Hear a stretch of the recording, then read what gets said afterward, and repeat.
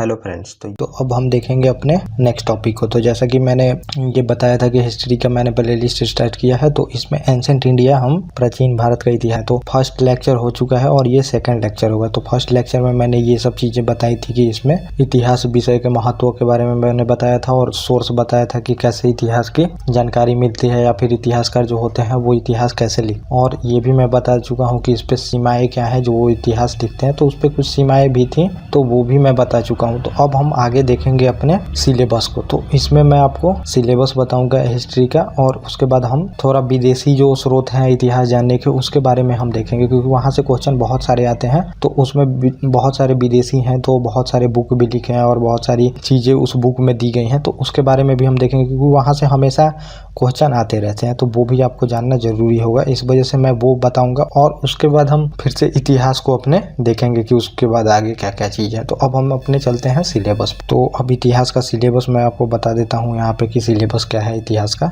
तो पहला है कि इतिहास को 3 भागों में बांटा गया है। तो प्रागैतिहासिक काल, आधे ऐतिहासिक काल मतलब प्री हिस्ट्री, प्रोटो हिस्ट्री और ऐतिहासिक काल और हिस्ट्री, मतलब तो ये 3 कालों में विभाजित किया गया है, क्योंकि टाइम पीरियड बहुत ज़्यादा है, इस वजह से इनको बांटा गया है। तो अब जैसे कि 10-20 लाख साल पहले से इतिहास को पढ़ाना होता है, तो अब इतने बड़े टाइम पीरियड को एक ही काल में नहीं पढ़ सकते, क्योंकि बहुत सारी चेंजेस इसमें इस वजह से हुआ है कि इतिहास को बहुत सारे कालों में बांट के पढ़ाया जाता है। तो इसमें हम देखेंगे कि कौन से काल में कौन सा हमारा सिलेबस का पार्ट पढ़ाया जाएगा। तो इसी में हम देखेंगे कि प्राचीन भारत, मध्यकालीन भारत, आधुनिक भारत, ये सब चीजें इसमें। तो पहले हम देख लेते हैं प्रागैतिहासिक काल, जिसे आप प्री हिस्ट्री में पढ़ते हैं। तो इसमें क्या क्या चीजें पढ़नी होती है ये मैं आपको बता दें। तो प्री हिस्ट्री क्योंकि टाइम पीरियड बहुत है, इस वजह से इसको 3 भागों में इसको भी बांटा गया है। पूरा पाषाण काल, मध्य पाषाण काल और नव पाषाण काल, मतलब पैलियोलिथिक, मीजोलिथिक और नियोलिथिक, ये 3 भागों में इसको बांटा गया है, क्योंकि बहुत ज़्यादा टाइम पीरियड है इसमें करीब 20 लाख से हमें 3000 ईसा पूर्व तक पढ़ना होता है। इस वजह से ये काफ़ी लंबा पीरियड है, इस वजह से इसको 3 भागों में बांटा गया है। और पूरा पाषाण काल है जो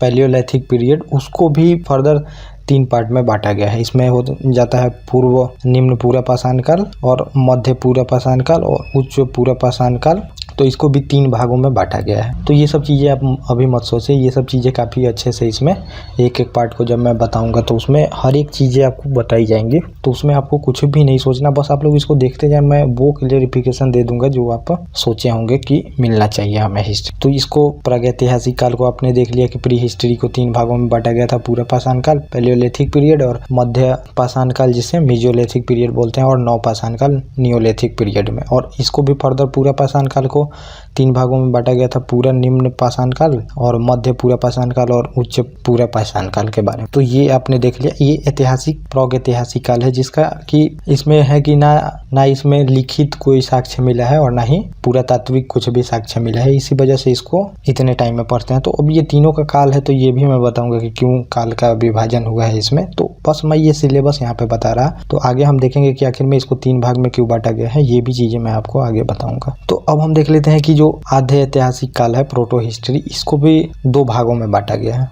पहले तो इसमें आधे ऐतिहासिक काल ये होता है, मतलब कि इसमें लिखित साक्ष्य तो उपलब्ध होते हैं, मतलब कि लिखित जो भी पुस्तक वगैरह है ये सब चीज़ें तो मिलती हैं, लेकिन उसको पढ़ा नहीं जा सकता है, इस वजह से इसको आधे ऐतिहासिक काल में रखते हैं, क्योंकि इसको पढ़ा नहीं जा सका है और लिखित साक्ष्य मिले हैं। इसमें ना लिखित साक्ष्य मिले हैं ना पूरा तात्विक साक्ष्य मिले हैं प्रागैतिहासिक काल में, इस वजह से इसको इस काल में रखा गया है। तो अब हम देख लेते हैं कि आधे ऐतिहासिक हमारा प्रोटो हिस्ट्री में आएगा सिंधु घाटी सभ्यता, जो कि 2500 से 1500 ईस्वी तक हम पढ़ेंगे, और दूसरा है वैदिक सभ्यता, और वैदिक सभ्यता में हम ऋग्वैदिक काल 1500 से 1000 ईस्वी पूर्व और उत्तर वैदिक काल 1000 से 600 ईस्वी तक हम पढ़ेंगे इसमें आधे ऐतिहासिक काल में। और उसके बाद आता है हमारा ऐतिहासिक काल, जिसे हम हिस्ट्री बोलते हैं। तो हिस्ट्री में अब हम इसमें देखेंगे कि हमें क्या क्या इसमें पढ़ना होता है। तो प्राचीन भारत के बारे में हम पढ़ेंगे, तो ये 600 ईसा पूर्व, ईसा मसीह के जन्म के पहले से ईसा पूर्व बोला जाता है, और उसके बाद के काल को एडी, आफ्टर डेथ ऑफ ईसा को मतलब ईस्वी बोला जाता है। तो 600 ईसा पूर्व से लेके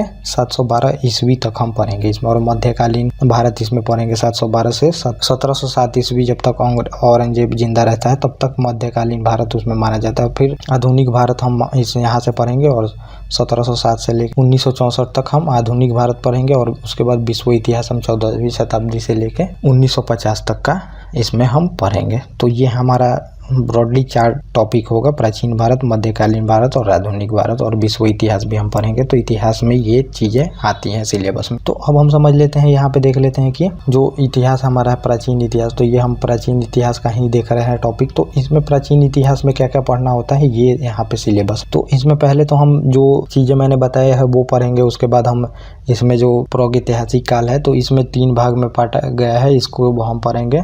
पूरा पाषाण काल, नवपाषाण काल, मध्य पाषाण काल, ताम्र पाषाण काल, लौह युग, ये सब तो पढ़ेंगे ही। उसके बाद हम आएंगे सिंधु घाटी सभ्यता पर, सिंधु घाटी सभ्यता हम पढ़ लेंगे। उसके बाद वैदिक सभ्यता पे आएंगे, वैदिक सभ्यता पढ़ के उत्तर वैदिक काल, ऋग्वैदिक काल, उत्तर वैदिक काल हम पढ़ लेंगे। उसके बाद हम आएंगे महाजनपदों का उदय होगा वहाँ से। तो महाजनपद मतलब कि बहुत छोटे छोटे इलाकों में महाजनपद मतलब कबीलियाई लोग वहाँ पे इलाका अपना बना के रहेंगे, तो वो हम वहाँ पे देखेंगे। और उसके बाद उसमें जो होता है हमारा 6 मतलब ईसा पूर्व में, तो उसके बाद हमारा बनता है वहाँ पे एक मगध साम्राज्य। तो ये 600 ईसा पूर्व से 300 ईसा पूर्व तक हम इसमें देखेंगे कि मगध साम्राज्य के बारे में। और इस पे बहुत सारे वंश आएंगे, मौर्य वंश, हर्यक वंश, शिशुनाग वंश, तो इसमें बहुत सारे वंश चले हैं, वो मैं आप लोगों को बताऊंगा। और उसके बाद हम आ जाएंगे सीधे बौद्ध धर्म, जैन धर्म, इस्लाम धर्म, शैव धर्म, वैष्णव धर्म, ये सब चीज़ें मैं आपको बताऊंगा। यहाँ पे तो मैं सिलेबस में इतनी सारी चीज़ें नहीं लिखा हूँ, लेकिन बहुत सारी चीज़ें कंप्लीट कराई जाएंगी। तो आप उसको बस इस जो ये लेक्चर चल रहा है इसको देखते चले, सारी चीज़ें कंप्लीट करा दी जाएंगी। और उसके बाद हम देखेंगे मौर्योत्तर काल के बारे में, जो कि 323 ईसा पूर्व से लेके 184 ईसा पूर्व तक चलेगा। चेर, पांड्य, चोल, तो ये सब वंश को भी हम देखेंगे इसमें। उसके बाद ये जब छोटे छोटे कोई भी एक साम्राज्य जो समाप्त होता है, उसके बाद बहुत छोटे छोटे राजवंश उत्पन्न होते हैं, और फिर उसी में से कोई एक राजवंश सबको जीत के एक बड़ा साम्राज्य फिर से बनाता है। तो ये छोटे छोटे राज्य को भी हम देखेंगे उसमें कि कौन कौन से वंश इस पे चलते हैं राज्य पे, साम्राज्य पे।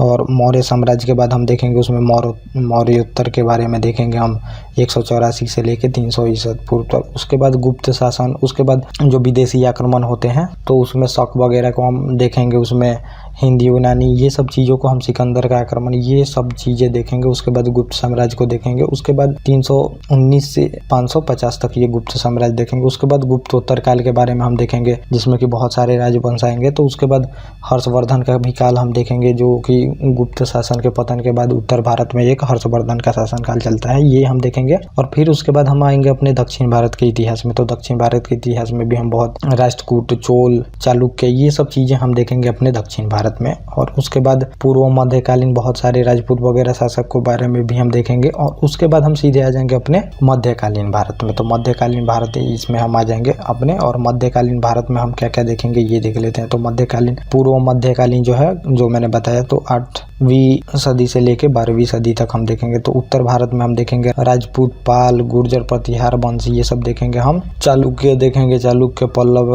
राष्ट्रकूट। दक्षिण भारत में चेर, पांड्य, चोल, शाही चोल 9वीं से 12वीं शताब्दी तक हम देखेंगे। और फिर अब उत्तर मध्यकालीन जो आता है उसमें हम देखेंगे 12वीं से 18वीं सदी तक। तो उत्तर भारत में दिल्ली सल्तनत के बारे में हम देखेंगे, मुगल सल्तनत के बारे में देखेंगे, दक्कन जो कि बीच वाला इलाका हमारा MP और उधर महाराष्ट्र वगैरह पड़ता है, तो उसमें हम विजयनगर साम्राज्य देखेंगे, बहमनी साम्राज्य के बारे में देखेंगे। दक्षिण भारत में चेर, देवगिरी, काकातीय के होयसल वंश, तो ये सब चीज़ें हम देखेंगे। और बहुत ब्रॉडली इसमें बताया जाएगा आपको इकोनॉमिक क्या है थी, उनकी पॉलिटी, उनकी उस टाइम की राजनीतिक व्यवस्था, प्रशासनिक व्यवस्था, सामाजिक व्यवस्था, ये सब चीज़ें बिल्कुल कॉम्प्रिहेंसिव वे में, जो कि UPSC और PCS से रिलेटेड होते हैं, वो सारी चीज़ें टॉपिक यहाँ पे कंप्लीट कराई जाएगी। तो आपको कुछ भी सोचने की ज़रूरत नहीं है। ये जो मैंने सिलेबस आपको दिखाया, तो ये बहुत छोटा सिलेबस, क्योंकि इतने ब्रॉड टॉपिक को लिखने में बहुत टाइम लगता है। तो ये इतना सिलेबस बताया गया है, लेकिन बहुत बड़ा सिलेबस है। आप बिल्कुल चिंता ना करें, सिलेबस एक एक चीज़ें कंप्लीट आपको कराई जाए। तो अब हम आगे देख लेते हैं कि विदेशी स्रोतों से जो इतिहास का हमें पता चलता है। तो मैंने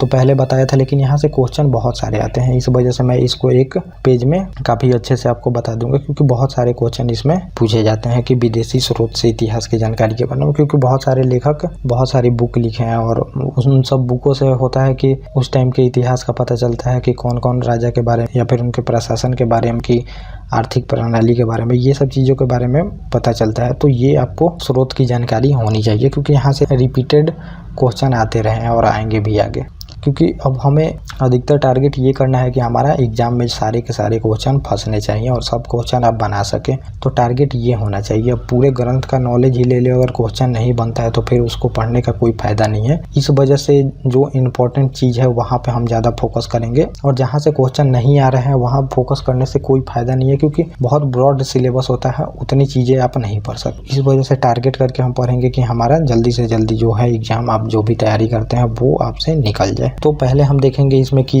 जो यूनानी रोमन लेखक आए थे उसके बारे में हम देखेंगे कि कौन कौन से लेखक आए थे और उनसे हमें इतिहास के बारे में क्या क्या जानकारी मिलती है। तो जो आप पहला वीडियो देखेंगे तो उसमें आपको क्लियरिफिकेशन होगा, जबकि मैंने बताया था कि इतिहास जानने के स्रोत क्या क्या है, तो उसी स्रोत को मैं यहाँ पे ज़्यादा एलोबरेट करूंगा ताकि आप लोगों को पता चल सके यहाँ पे कि विदेशी जानकारी से हमें क्या क्या स्रोत से पता चलती है इतिहास के बारे में। तो पहला है कि टेसियस ईरान का एक मतलब लेखक था, वो आया था और ये राजवैद्य था, और इन्होंने बहुत आश्चर्यजनक कहानियां लिखी हैं अपने बुक में। तो इस वजह से इनके जो बताए गए स्रोत हैं तो उसको उतना महत्व नहीं दिया गया है। तो ये ईरान से आए थे। तो टेसियस, ये सीधे नाम पूछेगा आपके, ये कहाँ से आए थे तो ये आपको बताना होगा। और ये कहाँ के लेखक थे तो हिंद, यूनानी, रोमन। और दूसरा हेरोडोटस है, जिसे इतिहास का पिता भी कहा जाता। और इन्होंने अपनी पुस्तक जो हिस्टोरिका था तो उसमें 5वीं सदी से रिलेटेड जो भी घटनाएं थी भारत पारस के संबंध में, ये सब चीजें यहाँ पे बताया है इन्होंने। और तीसरा है सिकंदर के साथ जो निरियाकस आए थे, अनेसिट्रिकस और अरिस्टोबुलस, ये लेखक आए थे सिकंदर के साथ। तो सिकंदर का आक्रमण हुआ था, तो ये सब चीज़ें सिकंदर के आक्रमण में हम देखेंगे। तो इनके साथ कुछ लेखक भी आए थे, ये इनके विवरण से भी इतिहास के बारे में पता चलता है। तो ये सब चीज़ें फैक्चुअल है, तो ये आप याद रखिएगा उतना, क्योंकि ये क्वेश्चन में डायरेक्टली आ सकते हैं। और मेगास्थनीज ने इंडिका पुस्तक लिखी है, इससे हमें चंद्रगुप्त मौर्य के समय के शासन के बारे में पता चलता है, जो मेगास्थनीज ने इंडिका लिखी है। और अगला है कि डायनोसियस हैं, बिंदुसार के दरबारी थे ये। तो ये मगध साम्राज्य से रिलेटेड थे, तो इसमें मगध साम्राज्य के बारे में पता चलता है, इसमें मौर्य साम्राज्य के बारे में। और अगला है कि टॉलमी आए थे, ज्योग्राफी के लेखक हैं ये, और इससे हमें भारत के भूगोल के बारे में पता चलता है। तो ये भी लिखे हैं कि उस टाइम भूगोल वगैरह कैसा था, तो इनका पता हमें चलता है इनसे। और अगला है कि प्लिनी आए थे, नेचुरल हिस्ट्री पुस्तक के लेखक थे ये सारे हिंद रोमन लेखक हैं ये लोग। और ये जो पुस्तक लिखे हैं तो इसमें भारतीय पशुओं आदि के पेड़ पौधे, खनिज आदि के बारे में इन्होंने ये सब लिखा है, तो इससे भी हमें इतिहास का पता चलता है उसमें। और डायमेकस हैं सीरियन नरेश, एंटियोकस के राजदूत थे बिंदुसार के राज दरबार में, ये विवरण मौर्य युग से ये संबंधित है। तो ये इतने अपने यूनानी रोमन लेखक के बारे में देख लिया। और अब हम देख लेते हैं कि अरबी जो लेखक थे उनसे हमें क्या क्या जानकारी मिलती है और कौन कौन से लेखक हैं और क्या क्या वो बताए हैं हमें। तो अरबी लेखक में सुलेमानी है एक, इनसे हमें पता चलता है। अल मसूदी लेखक थे, और ये अल मसूदी जो थे वो मोहम्मद गजनबी के साथ यहाँ पे आए थे भारत में। किताबुल हिंद नामक पुस्तक इन्होंने लिखा था। और अल मसूदी लेखक थे अल बरूनी, तहकीके हिंद नामक इन्होंने लिखा है, जिसे किताबुल हिंद भी बोला जाता है। इसमें धर्म, दर्शन, त्योहार आदि के बारे में पता चलता है यहाँ के। और ये अल बरूनी के साथ यहाँ पे आए थे, तो इनसे भारतीय विज्ञान वगैरह के भी बारे में इन्होंने बहुत सारी चीजें लिखी हैं, तो इनसे ये चीजें पता लगता है इसमें। और हैं इब्न बतूता भी आए थे मोहम्मद बिन तुगलक के शासनकाल। तो उस टाइम के 14वीं शताब्दी के बारे में जो भी सामाजिक वगैरह चीजें थी, तो इसके बारे में हमें इनके बुक से, इब्न बतूता के बुक से पता चलता है। और उसके बाद हम देख लेते हैं चीनी लेखक के बारे में। लेखक पहले थे फायान, आए हैं गुप्त काल में, और ये चंद्रगुप्त द्वितीय के शासनकाल में आए हैं भारत में। तो इन्होंने मध्य प्रदेश की जनता के बारे में बताया है कि बहुत ही सुखी और समृद्ध वहाँ के लोग थे। तो इनसे हमें फायान से ये चीजें पता चलती हैं। और इसमें अगले हैं संयुगन जिसे बोला जाता है, और ये 518 ईस्वी में भारत आए थे, और इन्होंने 3 वर्ष की यात्रा यहाँ पे की थी, और बौद्ध धर्म के बारे में इन्होंने प्राप्तियां एकत्रित की थी। तो इनसे बौद्ध धर्म के बारे में हमें पता चलता है, इस वजह से भी हमारे इतिहास के बारे में इनमें पता चलता है हमें। और अगले हैं हेनसांग, जिसे हर्षकालीन इतिहास के बारे में वर्णन किया है, और 629 ईस्वी में आए थे, 1 साल का इन्होंने यात्रा किया था। और ये भारतीय राज्य कपिल में बसे थे ये, और 15 वर्ष तक ठहरे थे यहाँ पे। और ये 645 ईस्वी में ये लौट गए। बिहार के नालंदा स्थित जो नालंदा विश्वविद्यालय है वहाँ पे अध्ययन करने के लिए आए थे, और भारत में बौद्ध धर्म से शिक्षा लेने। तो अधिकतर जो वहाँ के लोग थे, चीन के लोग, तो बौद्ध धर्म की शिक्षा प्राप्त करने के लिए यहाँ पे आते थे भारत में। और जो इनका भ्रमण वृत्तांत CU के नाम से प्रसिद्ध है, और इसमें कुल 138 देशों देशों का विवरण प्राप्त होता है। और इन्होंने जो ये बुक लिखा है इसमें सीयू की, तो इसमें हर्षकालीन समाज, धार्मिक, राजनीतिक कार्य जो चीज़ें होती थी तो इसके बारे में हमें पता चलता है। और अगला है इत सिंह, जो 7वीं शताब्दी में मतलब उसके अंत में आए थे यहाँ पे नालंदा, विक्रमशिला तथा अपने समय के भारत का वर्णन इन्होंने किया है। तो ये इतना हम देख ले। और कुछ और भी बुक हैं जो आप अगर जान ले तो आपको काफ़ी फायदा होगा इसमें। तो ये भी बुक बहुत ही इम्पोर्टेंट है और इससे हर एक एग्जाम में क्वेश्चन आते रहते हैं, तो इस वजह से ये आप लोगों के लिए ये जरूरी है। तो पहला मनुस्मृति है, जो कि स्मृतियों का सबसे प्राचीन या शुंग काल का मानक ग्रंथ है। तो शुंग काल का मानक ग्रंथ है, मनुस्मृति से बहुत ही क्वेश्चन आते हैं, तो ये आप ध्यान रखिएगा। और नाट्य स्मृति भी है, गुप्त युग के विषय में जानकारी इससे मिलती है। और रामायण तो आप जानते ही हैं, वाल्मीकि ऋषि द्वारा 1ली एवं 10वीं शताब्दी, और ये 7 खंडों में बालक विभक्त है। मतलब रामायण जो है बाल्यकांड, अयोध्या कांड, आरण्य कांड, कनिष्क धारण कांड, सुंदर कांड, युद्ध कांड, उत्तर कांड। तो मतलब बहुत सारे कांड में ये बटे हैं कि इस कांड में क्या हुआ, सुंदर कांड जब हनुमान जी से ये सब मिलते हैं राम जी, तो इस सब लेके बहुत सारे कांड में ये विभक्त किया गया है। तो इन सब चीज़ों से जो ये बुक है, तो इनसे सामाजिक, राजनीतिक, धार्मिक, आर्थिक की स्थिति का पता चलता है। इस वजह से बुकों को पढ़ना उस टाइम के इम्पोर्टेंट हो जाता है। और उसके बाद है महाभारत, तो ये जय संहिता भी कहा जाता है और 18 पर्वों में यह बटा हुआ है। उस समय की स्थिति आदि का इससे पता चलता है। अर्थशास्त्र है जो चाणक्य ने लिखा था, कौटिल्य, विष्णुगुप्त जी से आप बोलते हैं। तो मौर्यकालीन इतिहास के बारे में जानकारी मिलती है, उस समय प्रशासन वगैरह कैसे चलते थे, तो ये सब चीजें उसमें दी गई हैं। तो अर्थशास्त्र बुक का नाम है, लेकिन ये राजनीति से रिलेटेड है, प्रशासन से रिलेटेड है। और कलहन द्वारा राजतरंगिणी, जिसे कश्मीर के इतिहास के बारे में हमें पता चलता है। तो ये सब बुक है जो कि क्वेश्चन आते हैं, इस वजह से ये मैं यहाँ पे बता दे रहा हूँ। और अगला है अष्टाध्यायी, जिसे संस्कृत भाषा का व्याकरण की प्रथम पुस्तक है ये, और लेखक पाणिनि। और मौर्य से पहले के इतिहास के बारे में हमें इससे जानकारी मिलती है। और अरबों की सिंध विजय का वृत्तांत चचनामा अली अहमद द्वारा ये रची गई है। तो ये सब चीज़ें थी इतनी बुक, और ये विदेशी स्रोत है जिससे विदेशी यात्रियों से हमें अपने इतिहास के बारे में विवरण मिलता है। तो यहाँ से क्वेश्चन आपको हर एक एग्जाम में दिखेंगे, इस वजह से मैंने इसको एक अलग पेज में आपको बता दिया। तो अब हम इसी में अब ये भी आगे देख लेते हैं, जो प्राचीन भारतीय इतिहास का विकास है इसके बारे में हम देख लेते हैं। और यहाँ से काफ़ी आपको कन्फ्यूजन दूर होगा। तो जो मैंने वो सब काल का विभाजन किया था, तो अब यहाँ पे उस काल के बारे में आपको बहुत डिटेल से बताऊँगा। और उसके बाद हम चलेंगे कि हमारे प्रागैतिहासिक खोज का इतिहास क्या था। उसके बाद निम्न पूरा पाषाण काल, मध्य पूरा पाषाण काल, नव पूरा पाषाण काल, और उसके बाद हम ताम्र पाषाण काल, चैलियोलिथिक पीरियड जिसे बोलते हैं। और भारत में ताम्रपाष की बस्तियाँ, जोरवे संस्कृति, दक्षिण पूर्व राजस्थान में, पश्चिम महाराष्ट्र, ये सब चीज़ें बताएंगे कि वहाँ पे कौन कौन सी संस्कृति डेवलप हुई थी। तो ये सब चीज़ें चलेंगी। तो पहले अभी हम देख लेते हैं कि जो ब्रॉड फिर से सिलेबस का क्लासिफिकेशन हुआ है, ये आपको जानना यहाँ पे जरूरी हो जाता है। तो भारतीय इतिहास का विकास के बारे में मैं यहाँ पे अब आपको बताऊँ। तो प्रागैतिहासिक काल, प्री हिस्ट्री जिसे बोले जाता है, जिसे अब हमने बांटा था वहाँ पे, तो ये काल बांटा गया। और काल के अंडर जो सिलेबस होता है, तो जो प्री हिस्ट्री है तो 20 लाख से लेकर 3000 BC तक है, मतलब कि बिफोर ईसा मसीह जब नहीं थी उसके पहले का, उनकी मृत्यु के पहले का। और आधे ऐतिहासिक काल है जिसे प्रोटो हिस्ट्री बोला जाता है, ये 3000 से लेके 600 ईस्वी तक हम पढ़ते हैं इसमें। और ऐतिहासिक काल है जिसे हिस्ट्री एज बोलते हैं, तो ये 600 से लेके 1950 तक पढ़ा जाता है। तो अब इसके अंदर सिलेबस होता है हमारा जो ऐतिहासिक है, तो इसके अंदर हमें प्राचीन भारत, मध्यकालीन भारत और आधुनिक भारत इसके अंदर आएगा। ये तो काल विभाजन किया गया है, टाइम पीरियड, औजार वगैरह लिखने आदि के कारण ये बांटा गया है काल को। तो इतिहास ये हमारा नहीं है, ये हमें ये कालखंड और उस टाइम की लिखित साक्ष्य क्या क्या मिले हैं सामान, उस अनुसार इसको विभाजन किया गया है। तो पहले हम लक्षण देख लेते हैं कि आखिर में इसका विभाजन किस आधार पे किया गया है, तो लक्षण से पता चलेगा। तो जो प्रागैतिहासिक काल है, प्री हिस्ट्री, तो इसमें लिखित साक्ष्य उपलब्ध नहीं होते हैं, तो इसमें पुरातात्विक साक्ष्य उपलब्ध है। तो लिखित साक्ष्य तो उपलब्ध नहीं है कि क्या क्या वो लिखते थे, लेकिन इसमें है कि पुरातात्विक साक्ष्य उपलब्ध है। मतलब कि आप समझ लीजिए पुरातात्विक साक्ष्य मतलब कि बहुत सारे औजार मिले हैं, तो जो वो वस्तुओं का यूज करते थे वो तो चीज़ें मिली हैं, लेकिन लिखने की कला वो नहीं जानते थे, तो लिख कुछ नहीं पाए हैं, लेकिन वो क्या क्या औजार या फिर क्या क्या इक्विपमेंट यूज करते थे ये पता चलता है। इस वजह से हम इसको प्रागैतिहासिक काल कहते हैं। और प्रागैतिहासिक काल को भी हम आगे देखेंगे कि इसको भी 3 भागों में बांटा गया है, जैसे पूरा पाषाण काल, मध्य पाषाण काल, नव पाषाण काल।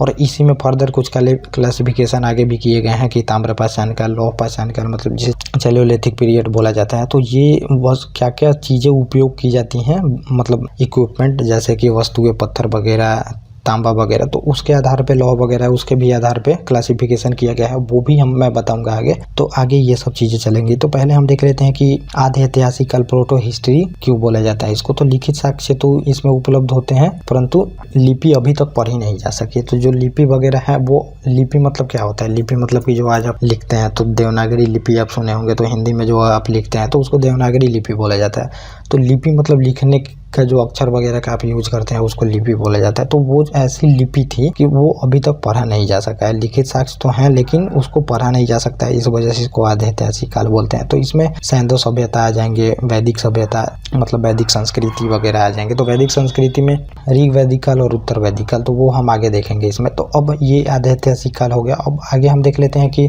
ऐतिहासिक काल किसे बोला जाता है। तो इसमें पूरा तात्विक एवं लिखित साक्ष्य सब उपलब्ध होते हैं, लेकिन ये जो साक्ष्य मिले हैं उनको पढ़ा भी जा चुका है। तो जो लिखे गए चीज़ें हैं तो उनको पढ़ लिया गया है, इस वजह से इनको ऐतिहासिक काल में माना जाता है। साहित्यक, विदेशी यात्रियों का वर्णन, ये सब चीज़ें यहाँ पे मिलती हैं, तो इनको पढ़ा जा चुका है, इस वजह से इनको ऐतिहासिक काल में रखा गया है। तो 600 BC के बाद के जो भी घटनाएं हैं, तो ये सब बौद्ध आदि जो ग्रंथ है, महाजनपद काल, ये सब चीज़ों के बारे में पढ़ा जा चुका है, इस वजह से इनको ऐतिहासिक काल में रखा गया है। तो अब हम आगे देख लेते हैं कि इसमें प्राचीन भारत इतिहास का वर्गीकरण उपयोग किए जाने वाले उपकरणों के आधार पे लोगों द्वारा किया गया है। तो जो प्रागैतिहासिक में ही इसको फर्दर क्लासिफिकेशन किया है। तो जो ये काल आप यहाँ पे देख रहे हैं प्रागैतिहासिक काल, इसको ही क्लासिफिकेशन किया गया है। जो औजार यूज किए हैं उसके आधार पे यहाँ पे क्लासिफिकेशन किया गया है। औजार मतलब कि जो सामान, तो जैसे पहले की पतले पत्थर का उपयोग करते थे तो उस वजह से वहाँ पे उनका क्लासिफिकेशन किया है। फिर तांबे का उपयोग करने लगे, लौह का उपयोग करने लगे, तो इन सब चीज़ों पे भी क्लासिफिकेशन किया गया है, ये हम यहाँ पे देख लेते हैं। तो प्रागैतिहासिक काल जिसे प्री हिस्ट्री आप बोलते हैं, तो थॉमसन द्वारा डेनमार्क के थे ये, और इन्होंने ये क्लासिफिकेशन किया है इसमें वर्गीकरण, और ये 20 लाख से लेकर 3000 BC तक ये चलेगा ये जो काल है। तो अब इतिहास पढ़ने का ये भी मतलब सोर्स है कि किसी ने किसी और तरह से लिखा है, चाहे किसी और तरह से बताया है, तो वही चीज़ें हम देख रहे हैं। तो थॉमसन जो थे वो जो प्रागैतिहासिक काल है यहाँ पे आधे ऐतिहासिक काल के पहले, तो इसको इन्होंने फर्दर जो वस्तु उस टाइम के लोग यूज करते थे सामान को, उसके आधार पे यहाँ पे बांटा है। तो इन्होंने पहला बांटा है कि प्रागैतिहासिक काल में, क्योंकि ये 20 लाख से 3000 ईस्वी तक है, तो इसको भी छोटे छोटे डेट में बांटा गया है। तो पहला है पूरा पाषाण काल, जिसे पैलियोलिथिक एज बोला जाता है, और या फिर स्टोन एज भी इसे बोला जाता है। तो ये 20 लाख से लेकर 10,000 तक आएगा। तो अब इसको भी फर्दर क्लासिफिकेशन किया जाएगा आगे, निम्न पूरा पाषाण काल, मध्य पूरा पाषाण काल, उत्तरी पूरा पाषाण काल, क्योंकि 20 लाख से ये 10,000 तक है, तो अब इसको एक ही बार में आप नहीं पढ़ सकते, इसी वजह से इसको भी फिर से क्लासिफिकेशन किया गया है 3 भागों में। तो ये हम देखेंगे आगे। पहले तो ये जो प्रागैतिहासिक काल है इसको बांटा गया है मध्य पाषाण काल, मेसोलिथिक मतलब मिडल स्टोन एज बताया गया है इसको। तो ये 10,000 से लेके 6,000 ईस्वी तक, क्योंकि हमें 3000 BC तक यहाँ पे आना है प्रागैतिहासिक काल में, तो इसका ही क्लासिफिकेशन किया गया है, क्योंकि बहुत ज्यादा टाइम है, 20 लाख से लेके 3000 तक इसमें आना है। और उसके बाद है नव पाषाण काल, तो न्यू स्टोन एज भी बोला जाता है, 6000 से लेके 3000 BC तक इसमें हम पढ़ेंगे। और ताम्र पाषाण काल, चैलोलिथिक पीरियड भी बोलते हैं, क्योंकि इसके बाद 3000 के बाद से तांबा का उपयोग होना शुरू हो गया था। 4000 से लेके मतलब लगभग 3000-4000 से के बीच तांबा का उपयोग हो गया था, और ये 1500 ईस्वी तक चलता है। और इसी में सिंधु घाटी सभ्यता वगैरह हम पढ़ते हैं। और उसके बाद लौह युग आ जाता है, आयरन एज जिसे बोलते हैं। तो इसमें हम जो हमारा